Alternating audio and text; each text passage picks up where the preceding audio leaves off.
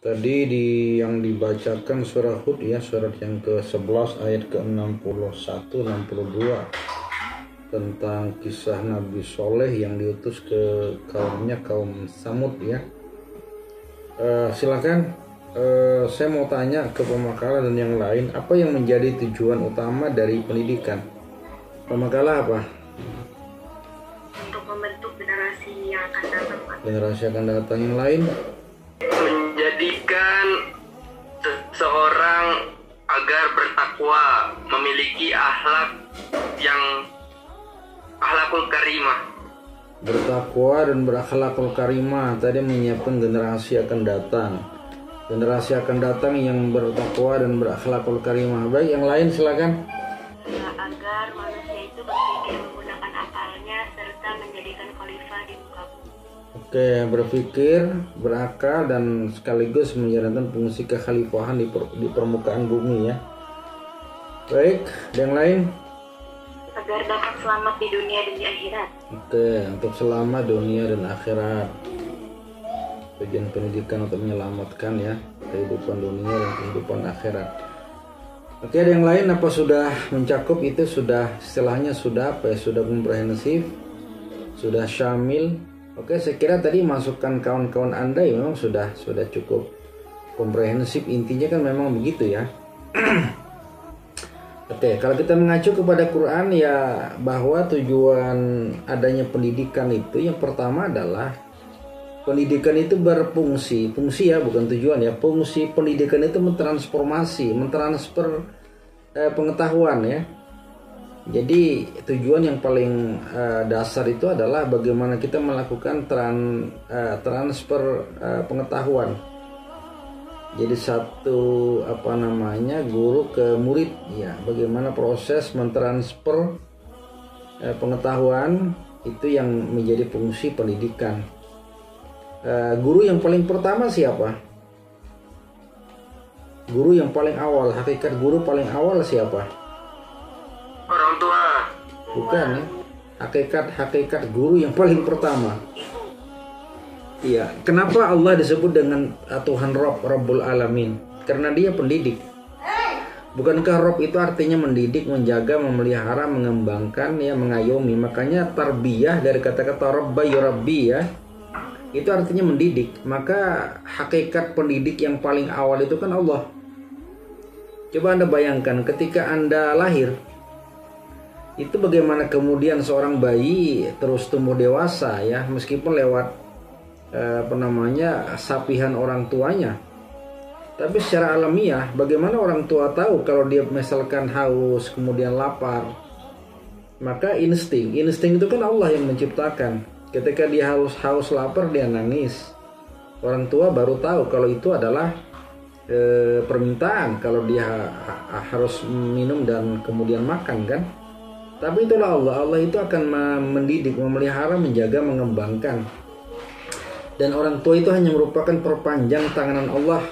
Jadi hakikat guru yang sesungguhnya ialah Allah. Makanya disebut dengan Rabbul Alamin. Rabb itu artinya pendidik, pemelihara, penjaga, pengembang ya, pengayom. Makanya Rabb, Rabbi, Yurabbi, rububiyatan, tarbiyatan itu adalah pendidikan.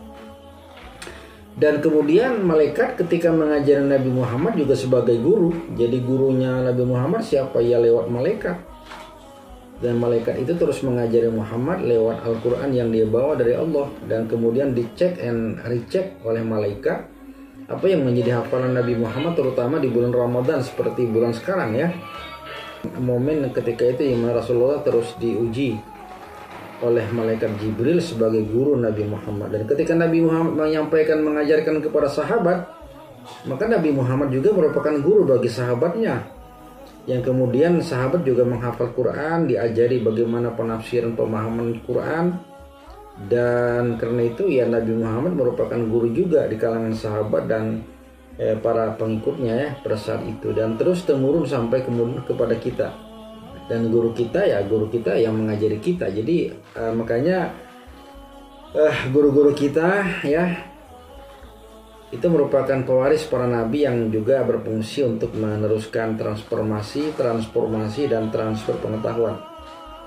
Oke ya, jadi fungsi pertama ialah transfer knowledge, pengetahuan. Kalau tanpa pendidikan bagaimana kita mentransfer? Tidak bisa. Tapi fungsi yang kedua yang lebih penting ialah bukan sekedar transfer ilmu ya, tapi sekaligus bagaimana kita membentuk karakter kepribadian. Oke, yang itu penting sekali, bagaimana sikap, bagaimana kemudian keterampilan itu menjadi penting. Jadi fungsi pendidikan bukan sekedar untuk mengembangkan kognitif ya, bagaimana dia tahu dengan ilmu yang diperoleh, tapi juga fungsi pendidikan mengembangkan sisi afektif, sikap baik yang menerima, kemudian jujur dan istiqomah, itu kan bagian daripada sikap. Kemudian fungsinya adalah bagaimana mengembangkan keterampilan. Nah, manusia sebagai khalifah itu betul. Apa yang menjadi syarat sebagai khalifah? Ketika Nabi Adam itu diangkat Allah untuk pertama kali sebagai khalifah, apa yang menjadi syarat kekhalifahan di permukaan bumi? Ya? Satu berakal. Oke, satu berakal. Yang kedua apa? Wa idza qala rabbuka lil malaikah inni ja'ilun fil ardi khalifah, dan seterusnya. Di ayat sesudahnya kemudian dijelaskan apa yang menjadi alasan kemudian kenapa Adam itu, Nabi Adam ya, itu kemudian dijadikan sebagai khalifah. Kenapa dia berhak menjadi khalifah ketimbang misalkan malaikat atau bahkan mungkin jin ketika itu? Pertama, dia punya akal ya. Dengan akal itu kemudian punya potensi untuk diajari. Maka kemudian Nabi Adam itu diajari Allah dengan firman-Nya wa 'allama Adam al-asma'a kullaha. Allah mengajari. Jadi syarat seorang khalifah itu ialah dia harus berpengetahuan, dan itu diperoleh lewat proses pendidikan. Anda perhatikan kata-kata 'allama. Alama itu artinya adalah proses ya, bukan abrakadabra bim salabim, enggak. Nabi Adam itu mendapat pengetahuan dan proses yang panjang.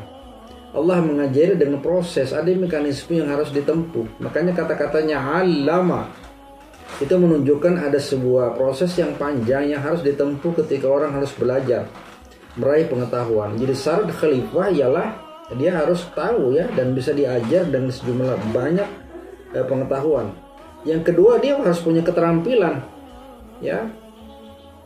Jadi fil ilmi wal jism. Jadi ilmu dan jisim. Jisim itu konotasi kepada keterampilan atau skill ya, skill fisik. Bahwa seorang khalifah itu punya keterampilan untuk memanage. Nggak bisa dia menjadi khalifah kalau tidak punya keterampilan. Nah, jadi fungsi pendidikan itu adalah bagaimana menyiapkan insan yang terampil ya. Di samping dia punya pengetahuan luas dari segi kognitif, kemudian punya sikap yang baik, yang jujur, yang adil, yang pemurah, yang sabar, kemudian punya keterampilan. Tidak bisa khalifah itu tidak punya keterampilan. Makanya khalifah kemudian dikembangkan menjadi pemimpin ya. Dalam konsep kekhalifahan, misalkan khalifah Khulafaur Rasyidin, atau kekhalifahan pada masa Bani Umayyah atau Bani Abbasiyah, kemudian kekhalifahan pada masa Utsmani atau di Ottoman Empire, itu semuanya adalah kekhalifahan, dan konotasinya adalah dia seseorang yang punya pengetahuan yang luas dengan akal yang bisa dikembangkan, diajari, kemudian sikapnya baik dan punya keterampilan yang bisa menjadikan dia bisa mengendalikan ya sebagai peran kekhalifahan. Itu yang menjadi syarat daripada seorang khalifah. Dan tentunya bahwa dengan kekhalifahan itu kemudian dia harus bisa wasta'amarakum fiha. Dalam surah Hud yang tadi dibawakan oleh pemakalah, surah Hud surat yang ke-11 ya, ayat ke-61 62. Anda perhatikan di situ kemudian apa di situ? Huwa ansha'akum minal ardh wasta'amarakum fiha. Itu sudah menjadi peran kekhalifahan. Ketika dia menjadi khalifah, fungsi pendidikan menyiapkan seorang khalifah, maka fungsi kekhalifahan adalah bahwa dia harus ansha'akum minal ardh, dia harus bisa mengelola, mengembangkan bumi ini, dan wasta'amarakum fiha, harus mampu berperan untuk menciptakan kesejahteraan, kehidupan di permukaan bumi. Jadi tidak menjadi perusak ya, atau penghancur alam semesta. Tapi yang penting apa? Fastaghfiruh summa tubu ilaih. Itu yang paling penting. bahwa ketika dia menjadi seorang khalifah di permukaan bumi yang punya peran yang cukup besar ya, memakmurkan kehidupan alam semesta, dia harus fastaghfiru tsumma tubu ilaih. Tidak lupa kemudian harus menjadi orang yang dekat dengan Allah, yang senantiasa punya istighfar ya, punya hati untuk senantiasa merasa bersalah dengan apapun yang dia lakukan di hadapan Allah, dan dia tidak melalaikan apa yang menjadi kewajiban dia untuk bertaubat di hadapan Allah. Tsumma tubu ilaih.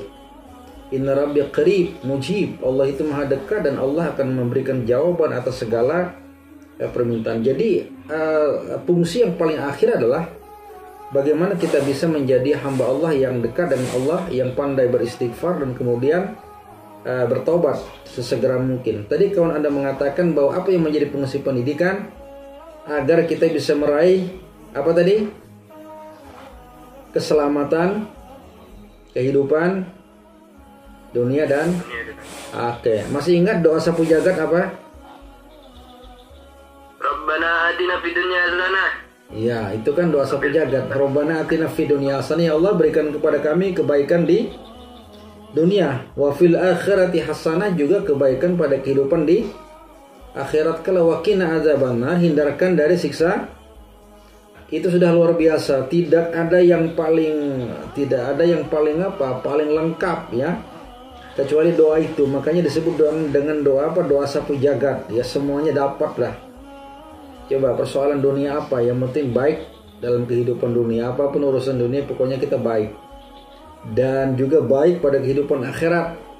Dan yang penting lagi kita terhindar dari siksa api neraka. Oke, saya kira itu ya.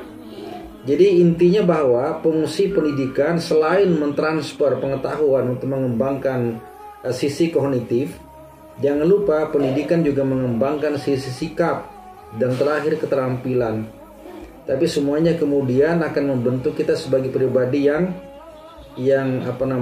membawa peran kekhalifahan ya, sebagai fungsi perwakilan perpanjangan tangan Allah di permukaan bumi, dengan mampu mengembangkan, memakmurkan bumi, dan sekaligus menjadi hamba Allah yang senantiasa istighfar dan kemudian bertaubat kepada Allah. Oke, sekian. Assalamualaikum warahmatullahi wabarakatuh.